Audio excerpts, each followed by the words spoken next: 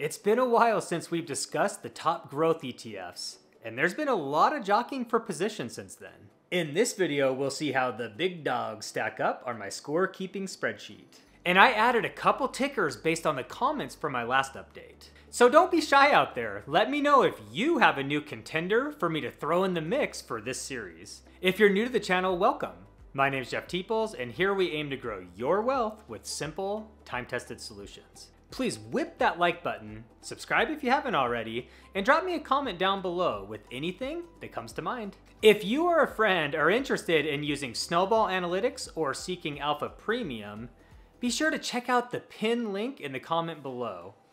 This will support the channel, and more importantly, it'll save you money on your first full year. You know what time it is. Let's grow. Portfolio perspective.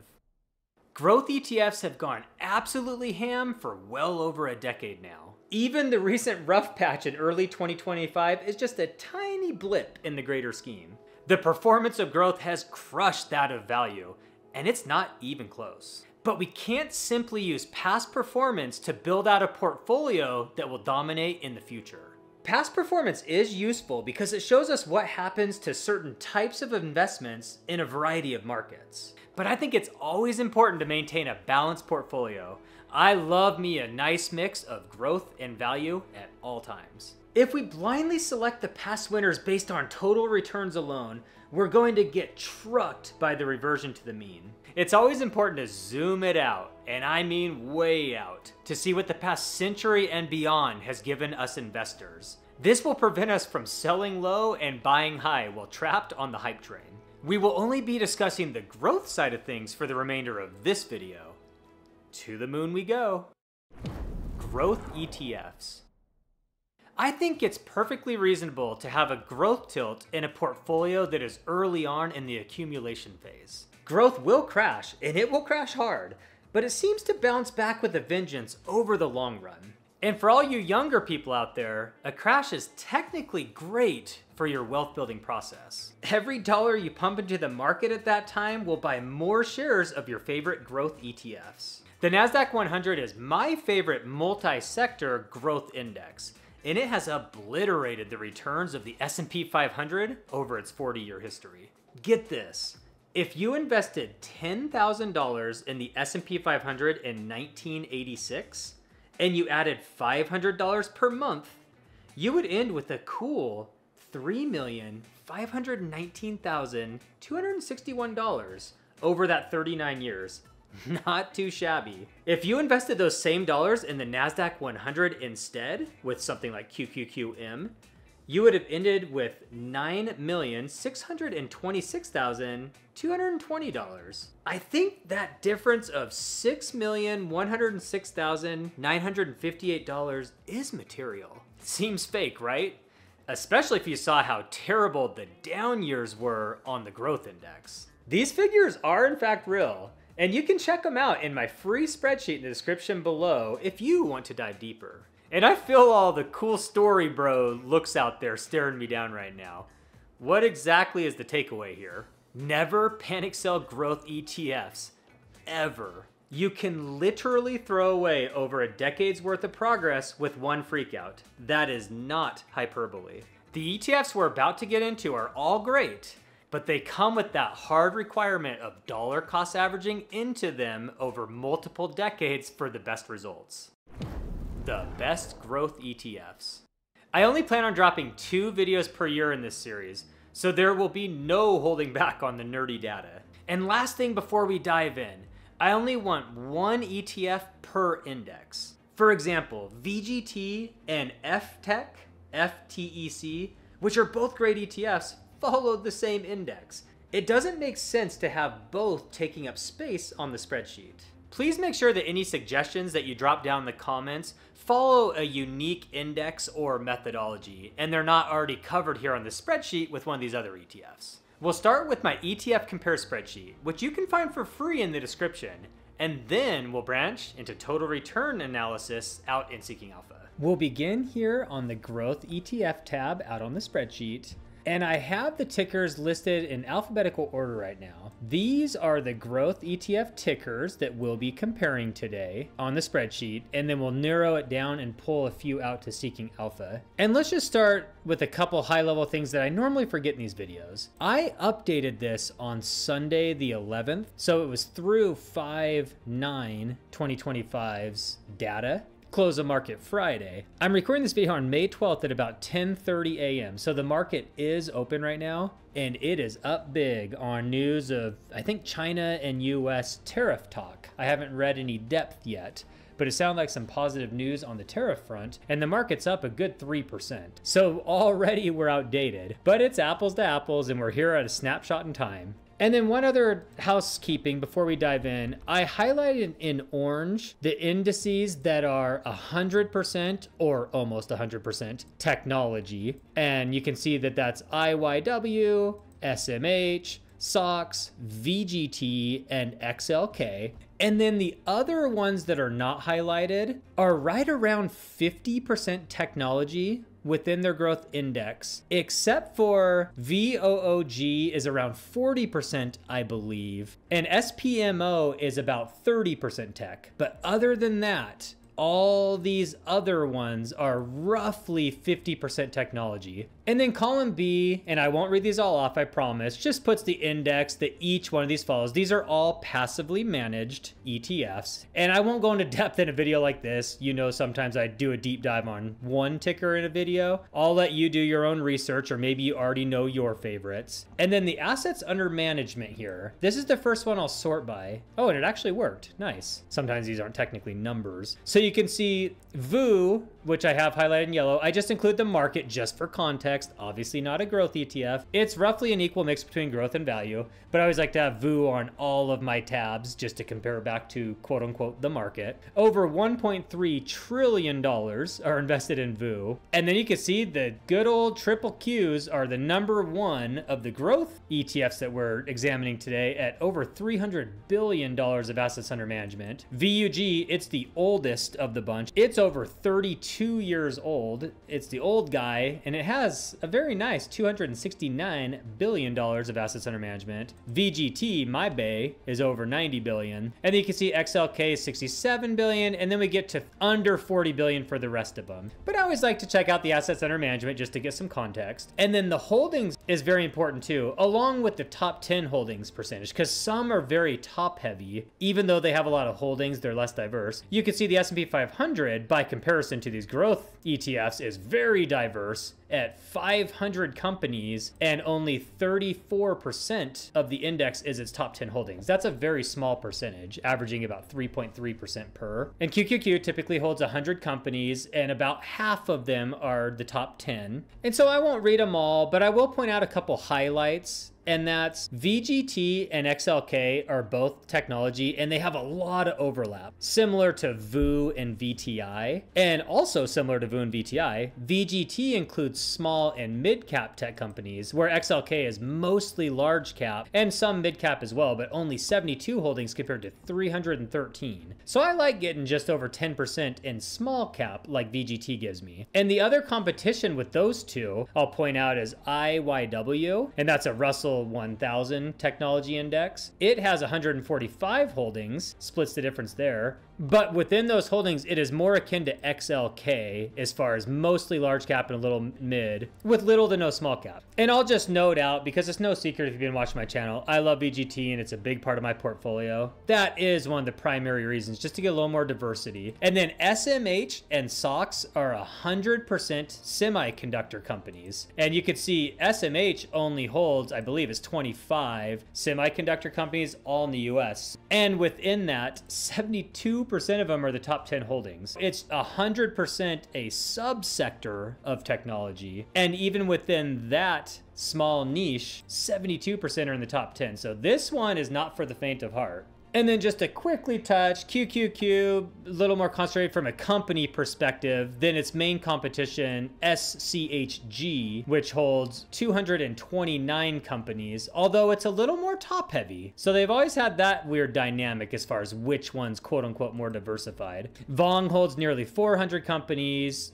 This one's just the mega cap, so just your big boys. MGK, 72 companies, ironically, and I think just coincidentally the same as XLK right now, and pretty concentrated at the top, like most of these. And then I think VOOG is a little more diversified in general, not only from a sector perspective, a little lower in tech than these other guys, but it also has under half of its holdings in its top 10 and over 200 companies. And then one of the new guys from the comment section is SPOMO, which is just an S&P 500 momentum index. It's only about 30% tech, if I'm not mistaken, 100 holdings, and about 55% top 10. So pretty balanced stats there. Okay, now it's time to get out of some of this boring high-level stuff and to dive into the juicy stuff. And we'll start here with the expense ratio. SCHG and VUG win the day here on the expense ratio, but we have a whole bunch of these guys that are 10 basis points or less as well. So these are strong contenders. VGT recently dropped from 10 to 9 basis points, making it almost the same as FTech and XLK. And then when you start to get over 20 basis points, like these guys down here, it can add up a little. I know it doesn't seem like much,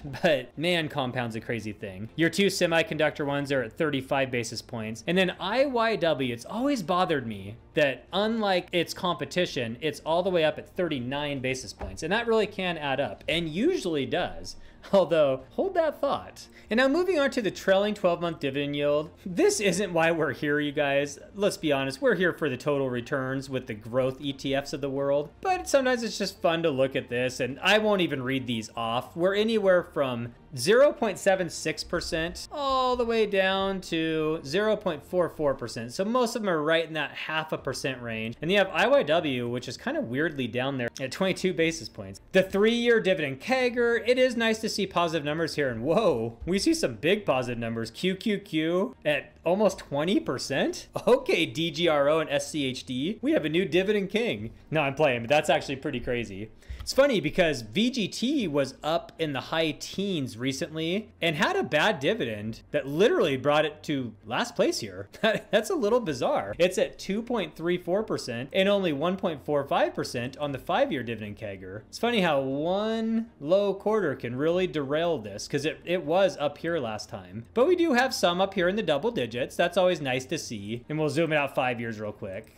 QQQ, proving it wasn't necessarily just a fluke. Actually, where's its friend? SCHG is at 3.17% on the 5-year to QQQ's 13%. Interesting. All right, and now let's get into the sad news. And again, this looks a little better as of 5/12 when I'm recording this. The market's way up. But before that, sorting by the best performer, we see that SPMO is by far and away the best on a year-to-date performance basis at 3.7%. It's actually beating the market, which is impressive because as you can see, growth is beat up, which is down 3.7%. So that's a big win right there. And then we'll notice a lot of our balanced ETFs, the ones that are about 50% tech, or the lower. Actually, these two are the lowest in tech, but a lot of those ones that come in about 50% techs fall in line here at anywhere from -4.5% to -6%. You have XLK actually performing pretty well for a tech sector at 6.4. And then I won't read them all. VGT's way down here at 8.1. Yikes. And semiconductors have been beat up so far. But you know what?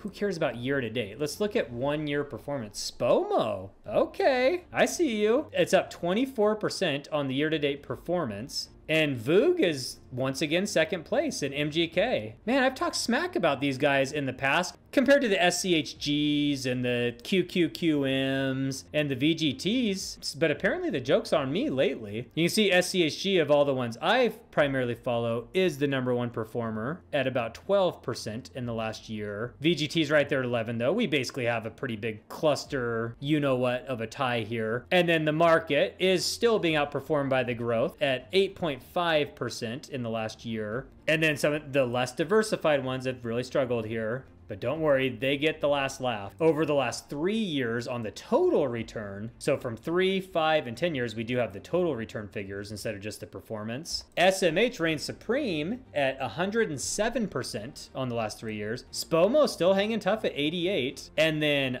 IYW, the one that usually is the worst performer of VGT and XLK, which makes sense because of its expense ratio and similar holdings. But hold the phone, it's ahead of both VGT and XLK in the last 3 years. And you can see some of these other ones, I won't read them all here. In the last 5 years, now we're getting a little more techie. You can see these orange boys moving up together. We have SMH, which reigns supreme again at 238%, a very big win over its counterpart SOX, which is up 152, also semiconductors, with the same expense ratio. So that's interesting right there. And then our tech guys come in, boom, boom, boom. And again, IYW currently in the lead. Not what we normally see. And then some of the more diversified funds are still anywhere from up 111 to 129%. Everything's beating the market, so growth is still on a good 5-year run, even with the blip lately so far in 2025. And then when we zoom it out 10 years, and unfortunately SPOMO's not old enough, so our champion here is SMH once again. So it wins the 3, 5, and 10 year for the second video in a row. It's up 797% to its counterparts 582. That's an incredible victory right there for direct competition. And then, okay,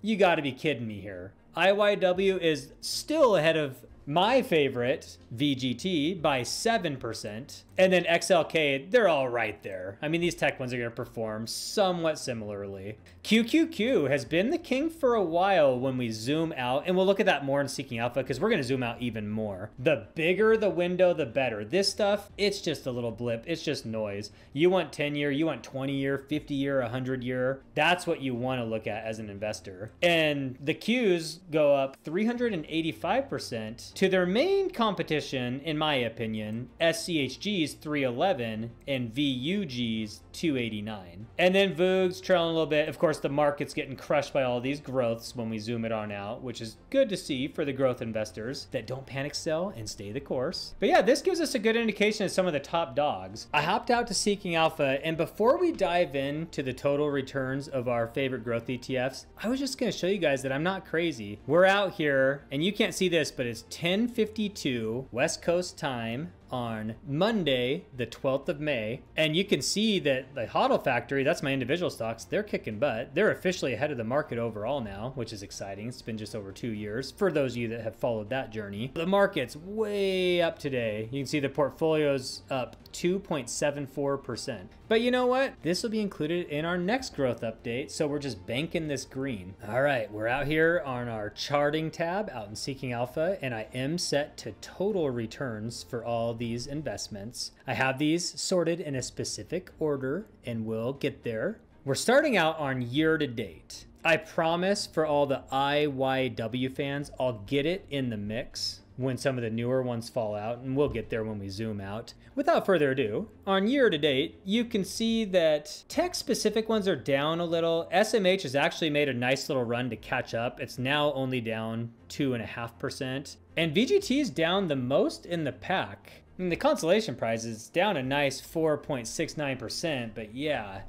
not good. XLK, large tech's down about 3%, and really you can see everything. QQQ's beaten SCHD pretty well, which is interesting because we'll get into more of that recent history. When we zoom it out a year, semiconductors have struggled a little. A lot of you SMH holders are aware that it was down quite a bit until a recent rally, and its total return is 2% in the last full year. VGT's up a little juicier, 11.5%, right in there with XLK and QQQ and SCHG. I mean, we effectively have a tie here. But VUG, the oftentimes forgot about, old guy, you know, out of style, up 17%, running away over the last year.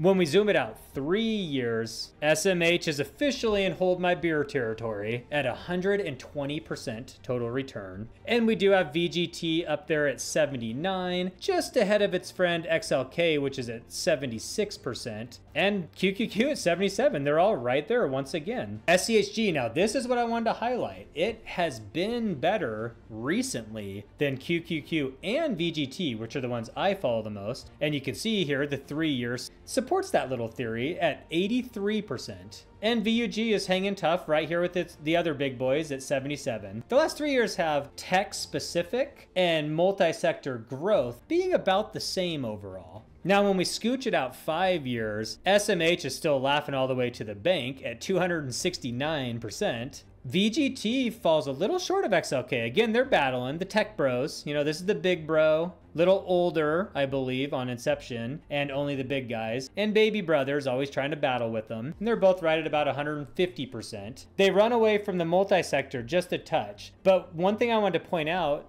which was not the case in our last update video, SCHG is now officially ahead of QQQ by about 4% over the last 5 years. So QQQ had a fairly comfortable lead here about a year ago. And I forgot to mention, really you should invest in Qqqm as a buy and hold investor, assuming you're not into all the option stuff, because it's a lower expense ratio for the same holdings. I used QQQ because it has all the history for charting like this. And then VUG's fallen behind a decent amount behind its two peers, but only by about 12 and 8% respectively. And now, here is why we are sorted the way we are sorted. We have our champions for a 10-year look back, and we're not done. We're gonna go way deeper, don't you worry. SMH with a commanding lead of 824% versus VGT's 492 and XLK's 483. So this is always close, you know, flip your coin. It was XLK for a while, so everyone was saying how bad VGT was. Now it's the other way around, but they're always around the same. QQQ still shines over its competition, HG and VUG,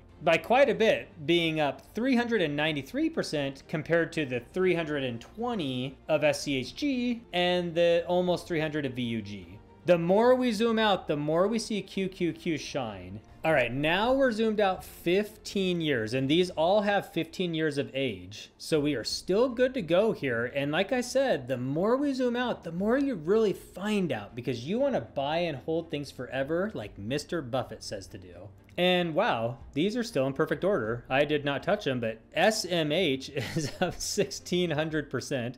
Oh my gosh, that's ridiculous. Just go ahead and crown it. VGT over the last 15 years is slightly ahead of XLK. It's up 1,115% to 1,094%. QQQ, it's interesting, is falling a little short of these. Sometimes it wins these long lookbacks, but it's right up there at 1,089%. Now, SCHG in the last 15 years is only up 800%. That is a huge delta with it and QQQ. And then VUG hangs tough, but falls a little bit short of its counterpart, being up 744%.